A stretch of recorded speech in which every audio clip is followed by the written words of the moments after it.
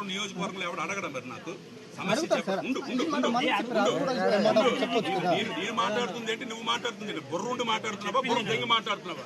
ఏం మర్యాద మాట్లాడుతున్నాను పిచ్చోడిని అనుకుంటున్నావా? పిచ్చోడిని అనుకుంటున్నావా? నన్ను